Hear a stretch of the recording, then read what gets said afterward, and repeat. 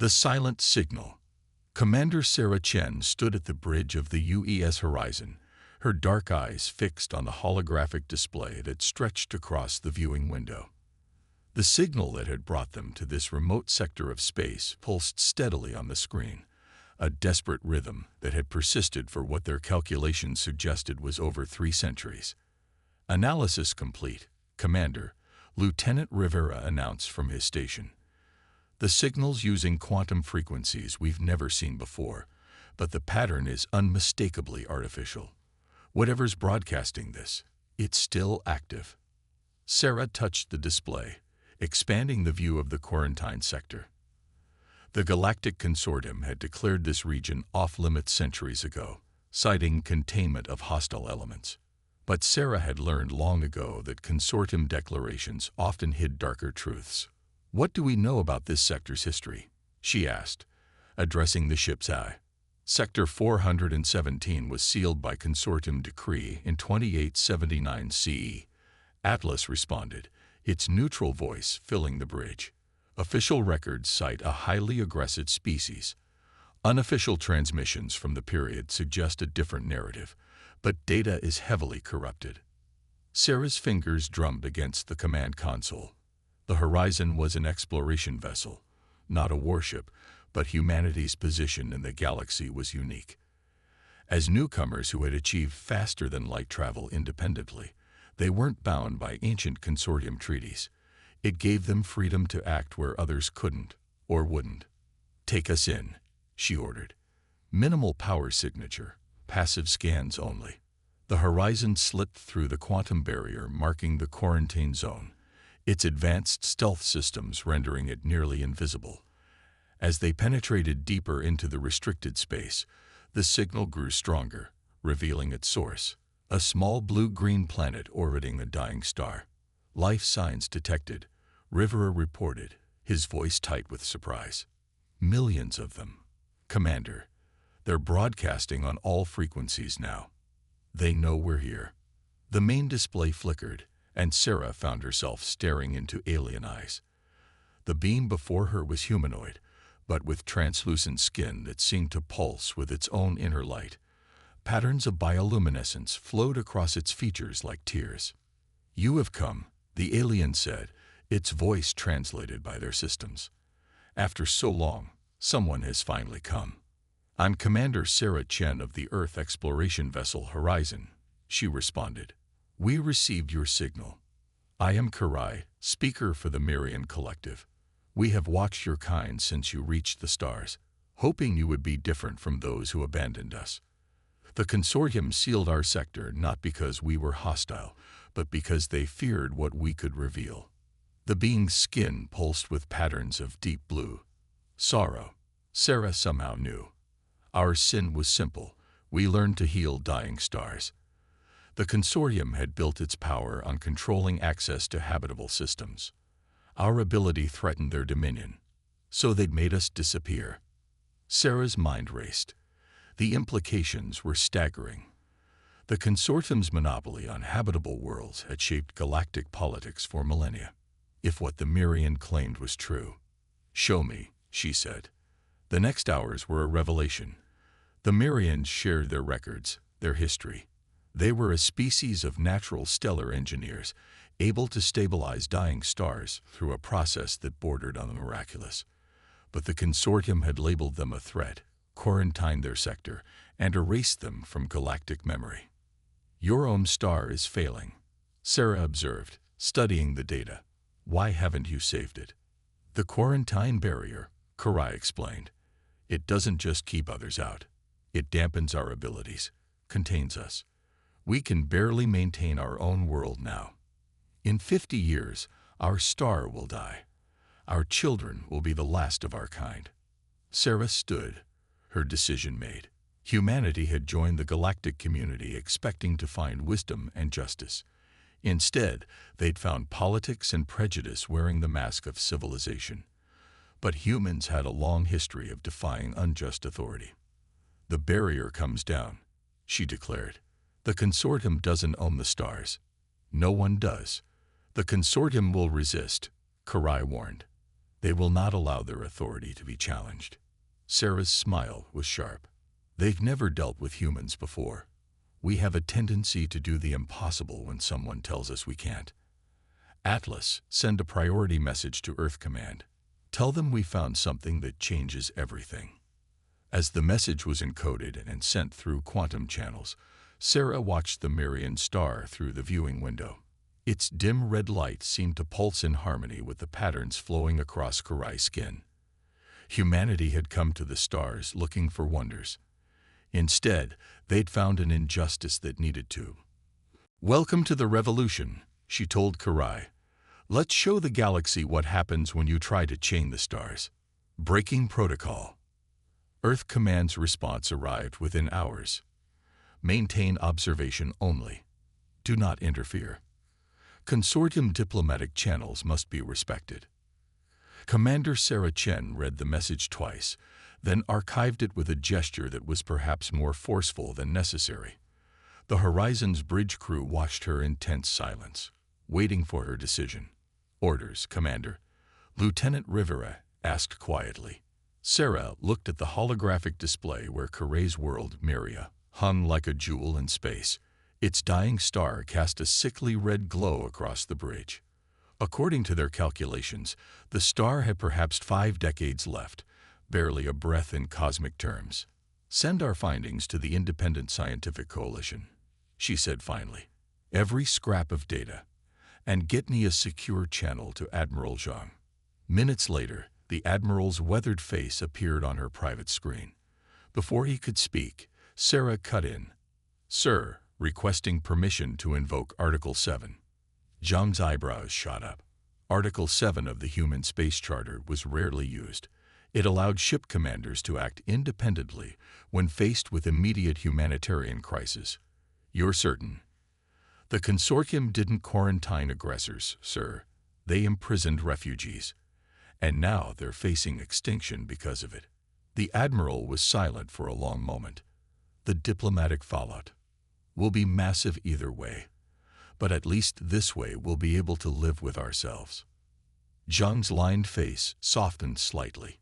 "You always did have your mother's moral compass, Sarah. Article 7 granted. But for God's sake, be subtle about it." The connection ended, and Sarah turned to her crew. "We're staying. Atlas, begin full spectrum analysis of the quarantine barrier. Rivera, coordinate with Myrian scientists. I want to know everything about their stellar engineering capabilities." Over the next weeks, the Horizon became a hub of feverish activity. Myrian scientists, their skin flickering with patterns of excitement, worked alongside human engineers. They discovered that the quarantine barrier was more than just a boundary. It was actively suppressing the Myrians' natural abilities. "The suppression is genetic," Dr. Helen Park, the ship's xenobiologist, explained during one briefing.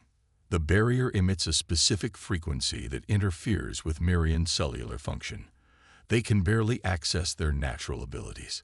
It's like," she searched for words, "like trying to breathe underwater." "Can we counter it?" Sarah asked. "Maybe. Their biology is fascinating. The bioluminescence isn't just decorative, it's part of how they connect to stellar energy. If we could amplify that somehow." The solution came from an unexpected source. Lieutenant Maya Patel, a junior engineer, noticed that Myrian bioluminescence patterns matched certain quantum harmonics. Working with Karai's team, they developed a device that could amplify these patterns, strengthening the Myrians' natural abilities. The first test was conducted on a small scale. A group of Myrian engineers, supported by the amplifier, attempted to stabilize a failing satellite reactor. The results exceeded all expectations. The reactor didn't just stabilize, it began operating at peak efficiency. "Ready for the real test?" Sarah asked Karai as they prepared for the next phase. The Myrian's skin rippled with determination. "We've waited centuries for this chance, but you understand what it means. Once we begin, the consortium will know." "Let them come," Sarah replied. "Humanity spent too long playing by their rules anyway." The operation began at what passed for dawn on Myria. 100 Mirian engineers, their skin blazing with accumulated energy, gathered around amplifier stations. The Horizon's crew watched in awe as patterns of light began to flow between the Mirians, building in intensity until they seemed to be standing in a web of living energy. Then, as one, they reached toward their dying star. The effect was immediate and stunning. Streams of quantum energy poured from the Mirian network, reaching across space to touch their sun. The star's outer layers, which had been collapsing, began to stabilize. Deep within its core, fusion processes shifted, strengthened, renewed. Stellar readings are stabilizing, Rivera reported, his voice filled with wonder. Core temperature rising to optimal levels. They're actually doing it. They're healing their sun. The process took hours. Sarah watched as the star's angry red glow gradually shifted, brightening, until finally it shone with healthy yellow light. On the planet below, crowds gathered to watch their first true sunrise in generations. But even as celebrations began, Atlas reported multiple ships entering the sector. The consortium had noticed. Incoming transmission, Rivera announced. It's the consortium enforcement fleet. They're demanding our immediate withdrawal, and, he paused, the surrender of all Mirian leadership for crimes against galactic order. Sarah watched the approaching ships on her display. The consortium vessels were massive, bristling with weapons. The Horizon was just an exploration vessel, and Earth was too far to help. But they weren't alone anymore. Send to all consortium vessels, she ordered. Message begins. This sector is now under Earth protection. The quarantine has been lifted.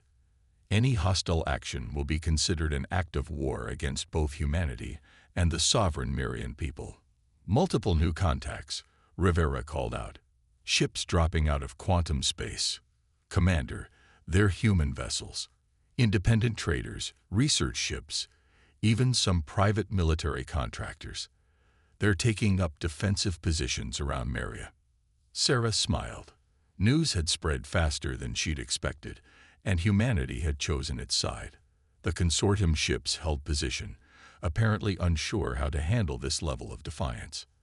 Your people came, Karai observed, their skin pulsing with patterns Sarah had learned to recognize as joy. We have a habit of showing up where we're not wanted, Sarah replied. Especially when someone tells us we can't. The battle lines were drawn. Humanity had broken protocol, and the galaxy would never be the same. The price of compassion.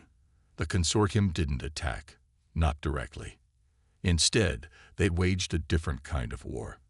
Another trade route closed, Lieutenant Rivera reported, 3 months after the standoff at Maria. That's the 7th this week. They're trying to strangle us economically. Commander Sarah Chen studied the strategic display in the Horizon's war room.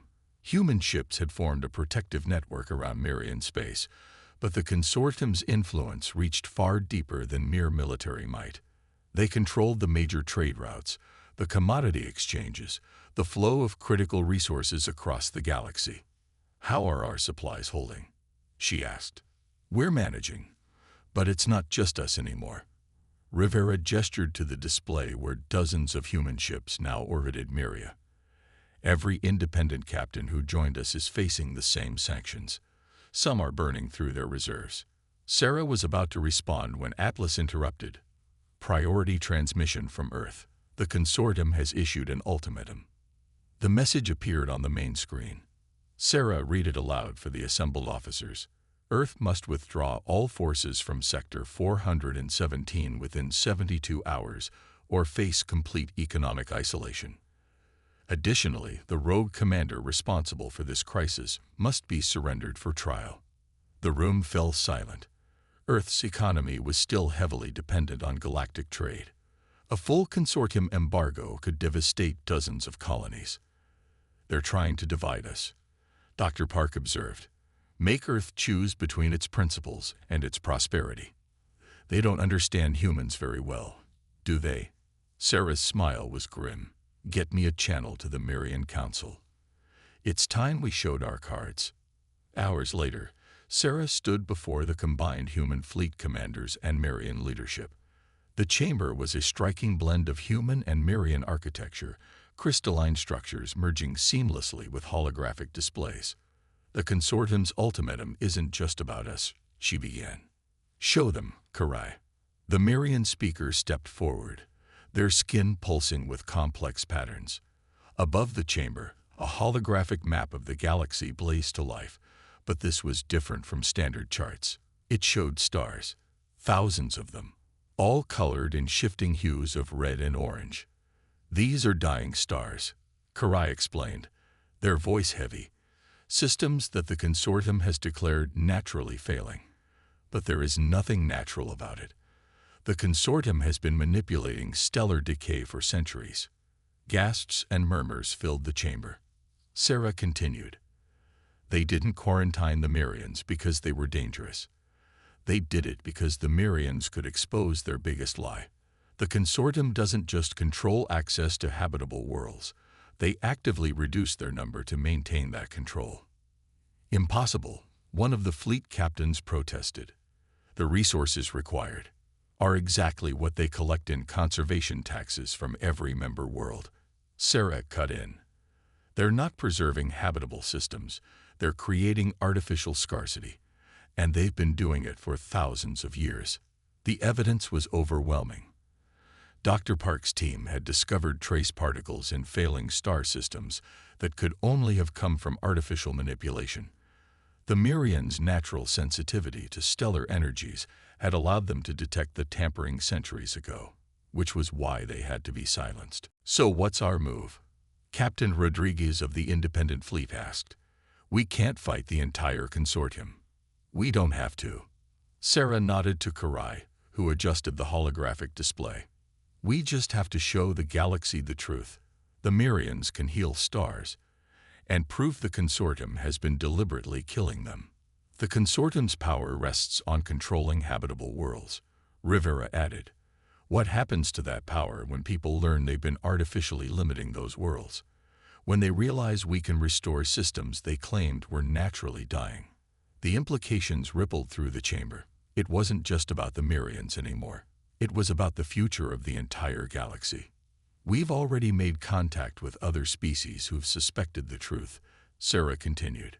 "The Arcturians, the Vega Collective, even some consortium member worlds. They're waiting to see if we'll succeed, or waiting to see if we'll be crushed," someone muttered. "Maybe, but humans have a saying. The truth wants to be free." Sarah gestured to the map of dying stars. "Every one of these systems represents millions of lives that could be saved, worlds that could be reclaimed, and the Mirians can prove it's possible." The chamber erupted in discussion. Sarah watched as the fleet commanders debated among themselves, their initial fear giving way to determination. Humans had never been good at walking away from a fight, especially when the cause was just. The decision, when it came, was unanimous. They would not withdraw. Instead, they would launch a campaign to expose the consortium's crimes, not through violence, but through demonstration. The Mirians would heal a dying star in neutral space, where everyone could witness it. "The consortium will try to stop us," Karai warned as the meeting concluded. Their skin flickered with concern. "That's counting on it," Sarah replied. "Sometimes you have to force the darkness into the light before you can fight it. Send word to our allies. Tell them to be ready. The real war is about to begin." As she watched the assembled leaders disperse, Sarah felt the weight of what they were attempting. They weren't just challenging the consortium's power. They were threatening to reshape the entire galactic order. The price of compassion might be war, but the cost of doing nothing was even higher. The next 72 hours would change everything. Stars of Revolution. The neutral star system of Proxima Centauri VI was dying. Its red giant sun pulsed weakly, its outer layers already beginning to shed into space.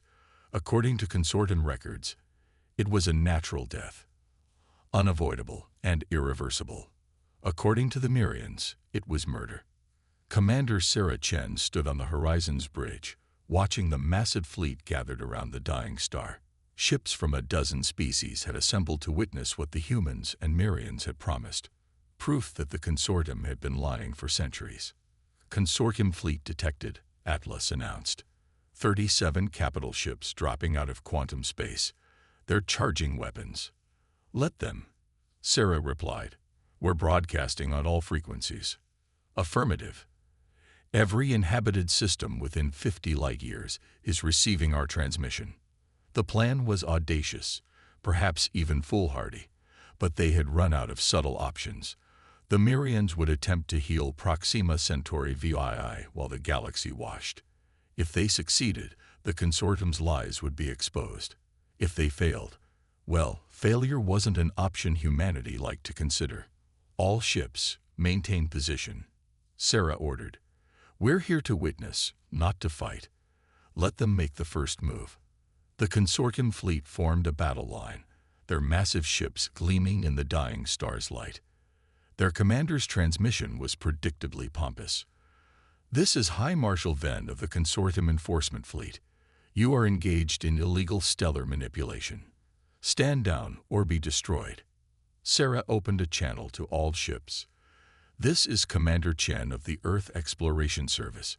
We are conducting a scientific demonstration in neutral space. Any aggressive action will be witnessed by the entire galaxy. A new voice joined the exchange. Musical, resonant, unmistakably Marian. Karai's image appeared on all ships' displays, their skin pulsing with determined light. For centuries, the consortium has hidden the truth. Today, we reveal it. Watch closely, Galaxy. See what they have been keeping from you. The Mirian ships moved into position around the dying star, forming a complex geometric pattern. On each vessel, engineers like Karai began to glow with accumulated energy. The amplifiers that humanity had helped develop hummed to life, strengthening their natural abilities. Consortium ships are launching fighters, Rivera reported. They're trying to disrupt the Mirian formation. Defensive pattern Delta, Sarah ordered. The human fleet, along with their allies, moved to intercept. They wouldn't fire first, but they would protect the Mirians. What followed was a dance of ships against the backdrop of the dying star. Consortium fighters probed their lines, looking for weaknesses, while the Allied fleet held firm. But they couldn't maintain the stalemate forever. Eventually, someone would have to act. The consortium made their choice. A bright lance of energy shot from their flagship, aimed directly at the nearest Mirian vessel. But it never reached its target. A human ship, the independent freighter Star Runner, deliberately moved into its path. The vessel's shields flared and failed, but it held position. Star Runner reporting minimal damage, Rivera announced. Captain Raman says, and I quote, "We can do this all day." The consortium's second volley never came, because at that moment, the Mirians began their work. It started subtly, patterns of energy flowing between their ships, merging, growing stronger. Then streamers of light reached out toward the dying star, making contact with its outer layers. The star's surface began to ripple, like water disturbed by rain. Stellar readings are fluctuating, Dr. Park reported excitedly. The artificial decay particles are being neutralized. They're actually reversing the damage. On every ship in every fleet, crews watched in awe as the impossible happened. The star's angry red glow began to shift, its color gradually changing as its core processes stabilized. The Mirians' combined power reached deeper, correcting centuries of deliberate sabotage. Then, in a final burst of brilliance, Proxima Centauri VII blazed with renewed life. Its color shifted to healthy yellow-white, its stellar readings returning to normal parameters. The star that the consortium had declared doomed was reborn. The silence that followed was deafening. Every ship, every crew, every being watching the broadcast saw the truth. The consortium had lied. Stars could be saved. The entire foundation of their power was built on a millennia-old deception. Incoming transmissions, Rivera reported, his voice strained with emotion. Thousands of them. Ships are reporting similar artificial decay signatures in their home systems. The Arcturians are demanding an investigation. The Vega Collective is calling for sanctions. 3 consortium member worlds have just announced they're suspending their memberships. Sarah watched as the consortium fleet hung motionless in space, their weapons powered down. They had come expecting to crush a rebellion. Instead, they had witnessed the beginning of a revolution. Signal from Earth, Atlas announced. The Council has voted. Earth is formally recognizing Mirian sovereignty and calling for a full investigation of consortium's stellar manipulation practices. One by one, other species began to make similar declarations. The consortium's power, built on lies and artificial scarcity, was crumbling in real time. It's not over, Karai warned, their skin pulsing with cautious hope. The consortium still controls vast resources. They won't surrender their power easily. No, Sarah agreed. But they can't hide anymore. And now everyone knows there's another way. She looked at the renewed star, shining bright against the darkness of space. The galaxy is about to change, my friend. Are you ready? Karai's skin blazed with determination. We've waited centuries for this chance. The real question is the galaxy ready for what comes next? As if in answer, more ships began appearing in the system. Vessels from species they'd never seen before, all coming to witness the truth. The revolution had begun, not with violence, but with light. And humanity, as usual, was right in the middle of it. A new dawn. 1 year after the Proxima Centauri demonstration, the galaxy was still in upheaval. The Great Hall of the newly established Stellar Council on Earth hummed with activity as representatives from dozens of species gathered to witness a historic moment. The massive chamber, designed to accommodate beings of all sizes and environmental needs, represented something unprecedented: genuine galactic cooperation. Commander Sarah Chen, now Admiral Chen, stood at the speaker's podium, looking out over the assembled delegates. Beside her, Karai's skin shimmered with complex patterns of anticipation. The chamber's architecture itself told their story. Mirian crystalline structures merged seamlessly with human design, creating a space that celebrated unity and diversity. 1 year ago, Sarah began, her voice carrying across the chamber. We showed the galaxy a truth that had been hidden for millennia. But exposing the consortium's lies was only the beginning. Today, we take the next step. The holographic display above the chamber activated, showing a map of the galaxy. Thousands of stars glowed red, systems that had been artificially pushed toward decay. But now, for the first time, there was hope for them. The Stellar Restoration Project begins today, Karai announced, their skin pulsing with pride. Thanks to the combined efforts of Mirian knowledge and human innovation, we can now share our stellar engineering capabilities with other species. The announcement caused a stir among the delegates. The implications were enormous. The Mirians had spent the past year working with human scientists to develop technology that could amplify and channel their abilities. The result was a new system that would allow other species to participate in stellar engineering under Mirian guidance. But this is more than just about saving stars, Sarah continued. This is about building a different kind of galaxy, one where power doesn't come from creating artificial scarcity, but from fostering abundance. The remnants of the consortium, those worlds that hadn't already withdrawn, had tried to maintain their grip on power. But their control had been built on lies, and in the light of truth, those lies had crumbled. Their last desperate military offensive had been met not just by human and Mirian forces, but by ships from dozens of species who had chosen a different future.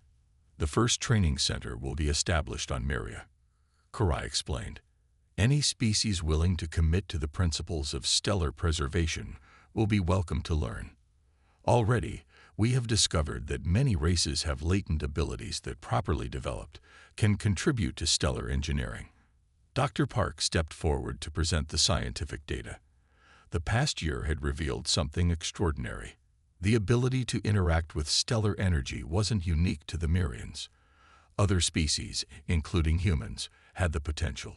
It simply manifested differently and required different approaches to access. We're not just sharing technology, Dr. Park explained. We're rediscovering abilities that many species had forgotten they possessed. The Arcturians' crystalline resonance, the Vega Collective's quantum harmonics, even human intuitive physics, all of these can be part of stellar engineering. The presentation continued, showing the results of their first collaborative efforts. 3 dying stars had already been stabilized by mixed species teams. The success rate was improving with each attempt. But there are those who would still prefer the old ways, Sarah acknowledged. Those who believe that power should be hoarded, not shared. That's why today we're also announcing the formation of the Star Guardian Corps. The chamber's doors opened, and a group of officers entered. Humans, Mirians, and representatives from a dozen other species, all wearing the same uniform. The Star Guardian insignia combine Mirian patterns with human design elements, creating something entirely new. The Corps will serve as both peacekeepers and teachers, Sarah explained. Their mission is to protect vulnerable systems and ensure that stellar engineering technology is used for the benefit of all, not the profit of a few. Lieutenant Rivera, now wearing Star Guardian colors, stepped forward to outline the Corps structure. It would be a cooperative effort, with no single species holding authority over the others. Leadership would rotate, decisions would be made by consensus, and all members would be bound by a strict ethical code. We've learned that the greatest power comes not from control, but from cooperation, Karai said, their skin glowing with emotion. A lesson that humanity helped us remember. The chamber erupted in applause. Representatives from formerly antagonistic species were standing together, united by a common purpose. It wasn't perfect. There were still disagreements, still challenges to overcome. But it was a beginning. As the ceremony concluded, Sarah found herself looking out the chamber's vast windows at Earth's sun. Once, humans had looked up at the stars with wonder. Now they were learning to be their guardians. "Did you ever imagine this?" she asked Karai quietly. "When you sent that first signal into space?" "We hoped," Karai replied, their skin showing patterns Sarah had learned to read as thoughtful. "But we never dreamed of this. Your people didn't just save us. You helped us create something entirely new." Sarah smiled. "That's what humans do best. We see possibilities where others see problems.